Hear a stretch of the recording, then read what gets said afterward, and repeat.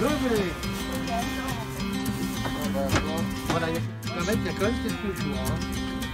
Au moins 3-4 jours. Voilà. Alors attends, on va pas les secouer. On va sortir. On vient dans le bon sens. Tu l'emmènes directement. Oula, joli. Là, il y a des petits là-bas. Là où c'est trop, ça le fait. Oui, regarde.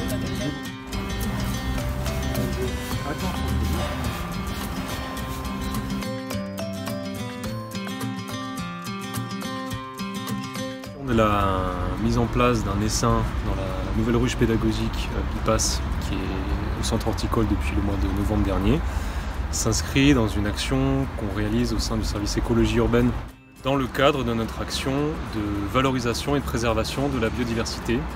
On a notamment monté un groupe abeilles pollinisateurs composé d'agents municipaux, motivés par les thématiques de préservation des pollinisateurs en milieu urbain. Ils sont une vingtaine. On a mis en place une formation qui est donnée par notre partenaire, le Rucher du Haras. Donc on a des élèves des espaces verts, enfin, une partie des élèves qui ont choisi le pôle apiculture, qu'on forme depuis 2016. Donc on a commencé nos formations au Barat et ensuite, là, petit à petit, avec les années, on espère que voilà, c'est ce qui se passe, les élèves deviennent de plus en plus autonomes pour récupérer un essaim en ville, pour gérer leur rucher. Ils gèrent donc le rucher du centre horticole parce qu'il y a un petit rucher avec quelques ruches là-bas. Il y a le centre de Novelle aussi, hein, au jardin du manoir. Il y a aussi un petit pôle apiculture avec quelques ruches qui gèrent. Et donc aujourd'hui, on les accompagne parce que tout au long de l'année d'apiculture, on les accompagne sur différentes manifestations. Et aujourd'hui, on a enruché donc la fameuse ruche BIPAS.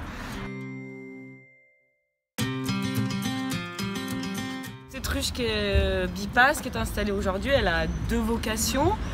Une vocation plutôt environnementale où ça va aider à la pollinisation des fleurs et des légumes dans ce jardin. Parce qu'au mois de septembre, il y a un jardin qui va voir le jour ici, où on est. Et la deuxième vocation sera plutôt pédagogique, où on pourra recevoir des écoles, du grand public pour les sensibiliser au monde fascinant des abeilles.